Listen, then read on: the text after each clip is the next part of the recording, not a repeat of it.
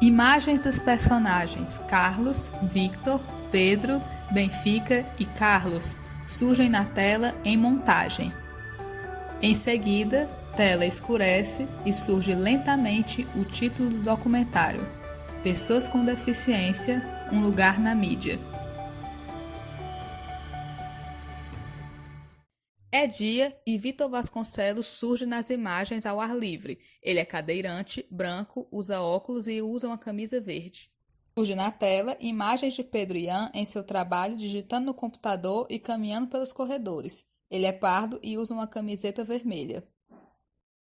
É dia e Carlos Viana surge sentado em um banco ao ar livre. Ele é branco, usa uma camiseta branca escrito Dragão do Mar e tem os cabelos pretos. Surge na tela imagens de Benfica de Oliva ao ar livre sentada em um sofá. Ela é parda, usa uma roupa preta e está usando óculos. Imagens de Carlos Gabriel surgem na tela. Ele está em uma sala de aula sentado em uma das carteiras à frente. Ele é branco, usa uma camiseta vermelha e tem os cabelos castanhos e encaracolados. Eu estou fora das redações há uns 15 anos, mais ou menos. No entanto, existem algumas questões que, infelizmente, não mudaram. Televisão. Como é que pode dizer? A resistência em botar um cadeirante na frente da câmera também permanece, também continua. Por trás das câmeras, o que a gente vê é muita gente atuando em rádio, certo? Agora em podcasts, internet. Isso daí a gente tem visto. As dificuldades práticas da profissão para uma pessoa com deficiência permanecem. Por quê? Será que existe, né, um certo preconceito velado entre os veículos de comunicação? Eu quero achar que não, né? Eu queria que essa barreira fosse quebrada, eu queria que esse preconceito, que esse capacitismo fosse quebrado. Mas, infelizmente, os veículos de comunicação não se atentaram para isso. Quando a gente vê um deficiente visual na mídia, é só falando sobre a deficiência, né? Então, eles fazem uma supervalorização da deficiência e colocam a deficiência acima de tudo. Eu acho que a pessoa com deficiência, por si só, né, pela própria natureza da deficiência, ela se torna um militante, nem que ela não queira, mas ela se torna um militante da causa da pessoa com deficiência. E eu fui um pouco mais além, né, até pela minha formação, pelo meu trabalho, que eu trabalho na área da cultura. Então, assim, a minha própria trajetória me mudou muito em relação a isso. E eu acho que o jornalismo também me pautou muito para isso, porque o jornalismo, por si só, você já é atrevido, né? Quem é jornalista já é atrevido por natureza. Agora, infelizmente, assim, durante a faculdade, e aí já não foi com a própria faculdade em si, né, mas era com uma colega, eu não sei nem qual era o curso que ela fazia, ela já era professora, e ela estava fazendo a segunda graduação, e uma vez a gente estava conversando, e eu disse para ela que eu entrei na faculdade com o objetivo de trabalhar no jornal O Povo. Eu não conhecia o Povo, eu vim conhecer o Povo em 2001, eu estava no hospital para fazer a cirurgia para tirar o olho, e só para variar, eu estava com rádio. A enfermeira chegou, né, e percebeu que eu estava nervoso, começou a conversar comigo e me mostrou a Rádio Povo. Até então eu não conhecia. E desde então eu me apaixonei pelo Povo e entrei na faculdade com o objetivo de trabalhar no Povo. E eu falei exatamente isso para essa mulher, né?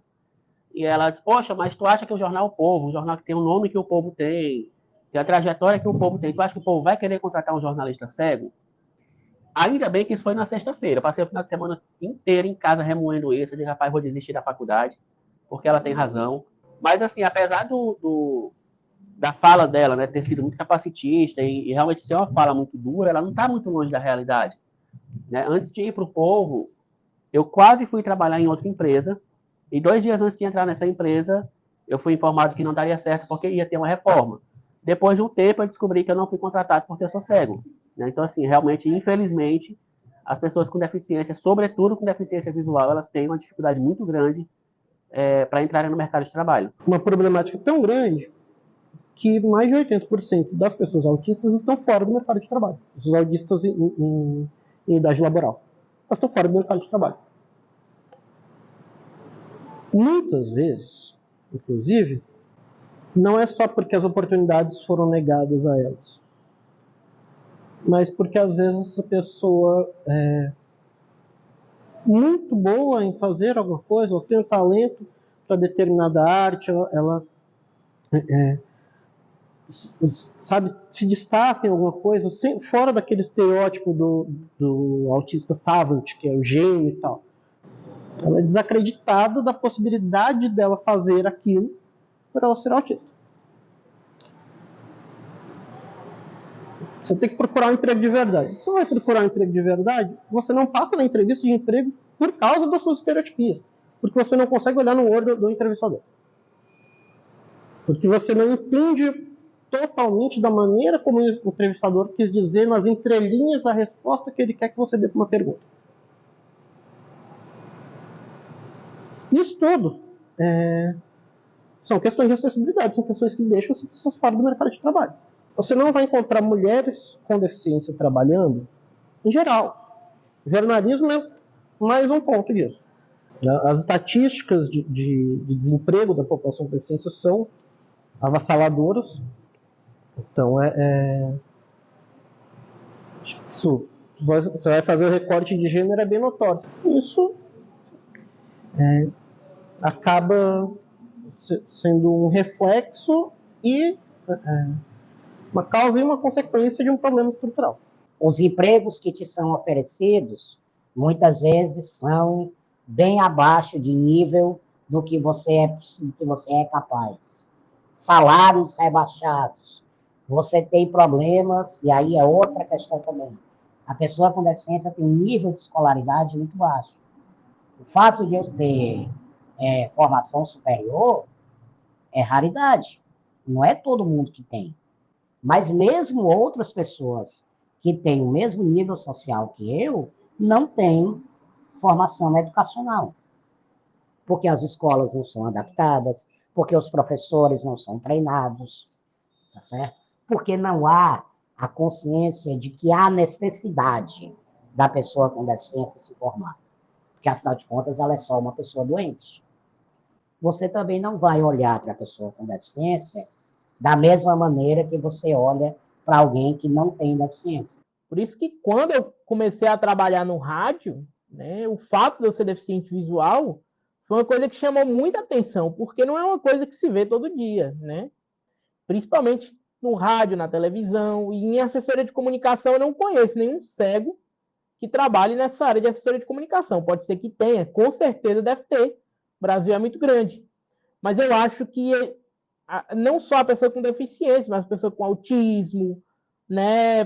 Pessoas que não estão num padrão de beleza que a sociedade impõe que é o certo, que a sociedade diz que é o bonito, devem estar na televisão. Por que não? Será que a minha capacidade, será que o meu talento, será que o meu estudo vai ser superado pela questão da deficiência? Será que as pessoas só têm a me ver como uma pessoa cega e pronto? Será que eu sou só a pessoa cega que estuda, o cego que faz jornalismo, o cego que trabalha na assessoria de comunicação? Será que eu não sou mais nada do que isso? Será que o fato de eu ser cego é a única coisa que me define? Então, são esses os questionamentos que a gente tem que fazer. São esses os questionamentos que a sociedade tem que analisar. Nós não somos só uma pessoa cega, nós não somos só uma pessoa com deficiência. O autista não é só o autista. Ele tem outras características. Isso é só uma característica que nós temos, dentre várias outras. Então, eu acho que isso é uma questão que deve ser, sim, debatida, que deve ser tocada essa questão de falta de pessoas com deficiência e que as pessoas com deficiência metam as caras. Vai para cima, cobre, reaja, brigue, lute pelo seu espaço. Porque só assim, com luta, com muita garra, brigando no bom sentido, né? Que nós vamos conseguir ter o respeito que a gente merece na sociedade.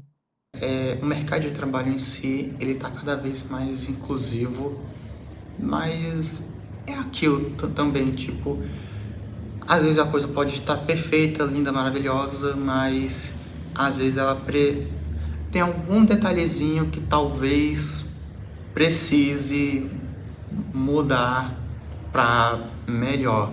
E é o que eu percebo às vezes com questão não só de pessoas autistas, como pessoas PCDs como um todo. Vai ter alguns autistas que não são muito comunicativos, então é aquilo, cada empresa precisa saber como lidar com um aspecto diferente, porque assim como as pessoas neuroatípicas podem ter qualquer outra podem ser diferentes, podem ter seus próprios gostos, não importa o quão iguais algumas possam ser, nós também somos. Nós podemos ter hiperfocos diferentes, que seria esse foco exclusivo em algum tipo de coisa. A gente pode ter vivências diferentes, a gente pode ter cobranças diferentes, então as empresas têm que entender isso, têm que entender que, acima de tudo, nós somos pessoas diferentes, cada uma com seu próprio mundo e cada uma com a sua própria forma de ver e lidar com o mundo. A deficiência hoje ela é vista de uma forma totalmente diferente. Muita gente está se ligando para essa questão da importância da acessibilidade.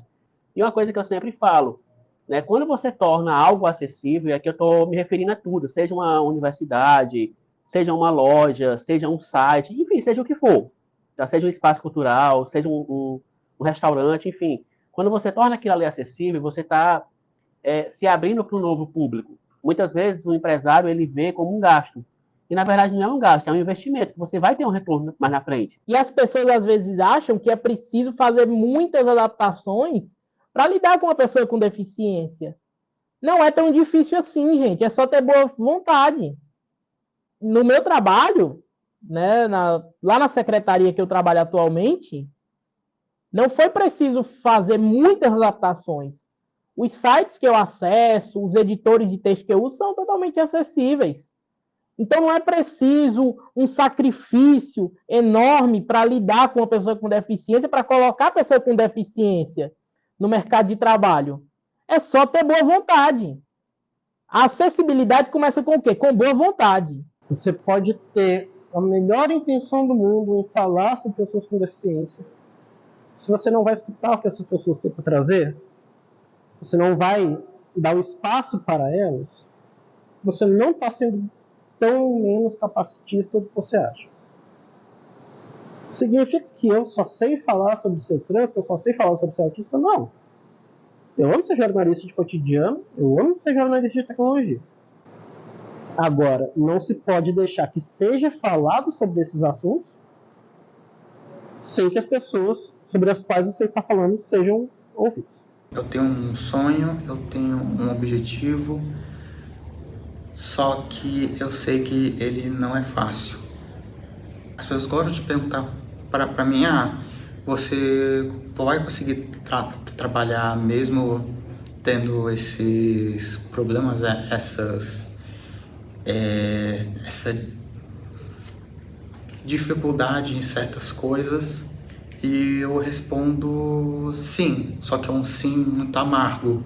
Eu sei que eu ainda sou uma pessoa que pode ser confundida com alguém neuroatípico, alguém normal.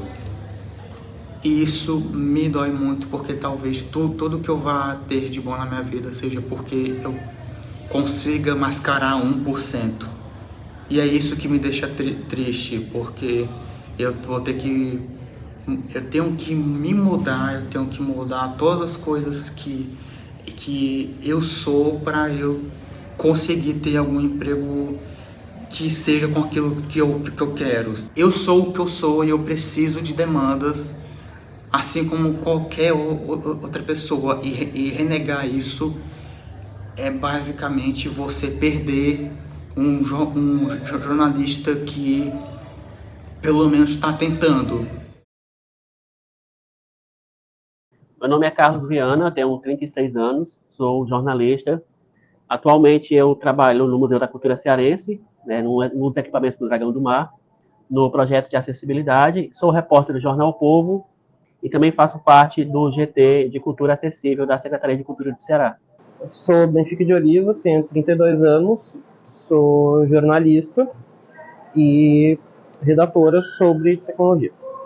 Eu sou o Pedro Ian, eu tenho 23 anos.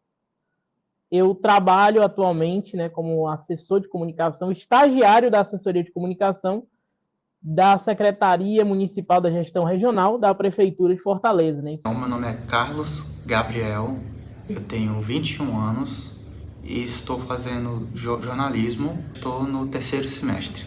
Meu nome é Victor Vasconcelos, eu tenho 46 anos, eu sou formado em jornalismo pela Universidade Federal do Ceará. Eu tenho uma deficiência, uma doença rara, chamada osteogênese imperfeita, agora 23 anos formado, e atualmente eu trabalho na internet, eu tenho um blog, o sembarreiras.com.br, que é um blog voltado para a pessoa com deficiência, buscando esclarecimentos sobre deficiências, sobre direitos humanos, anticapacitismo, habilidade, cidadania, enfim. Mostrar à sociedade um outro lado da pessoa com deficiência, que eu sinto que a imprensa local falha nesse sentido. Surge em tela branca a seguinte frase: uma produção do Núcleo Experimental do curso de jornalismo do Centro Universitário Estácio do Ceará. Surge créditos em tela branca. Direção: Amanda Camelo, Cibele Gomes. Roteiro: Amanda Camelo, Carlos Gabriel. Produção: Carlos Gabriel, Lorena Albuquerque. Imagens: Andy Miranda e Lorena Albuquerque. Sonoplastia: Carlos Gabriel. Edição: Cibele Gomes. Locução: Amanda Camelo. Libras: Vitória Sâmia. Orientação: Professora Clícia Fontinelli. Surge na tela a seguinte frase: não encontramos mulheres cis com deficiência cursando jornalismo ou jornalistas dispostas a dar entrevista. E surge na tela, ao lado esquerdo, logo da Agência de Notícias Estácio e ao lado direito, logo Estácio Ceará 25 anos.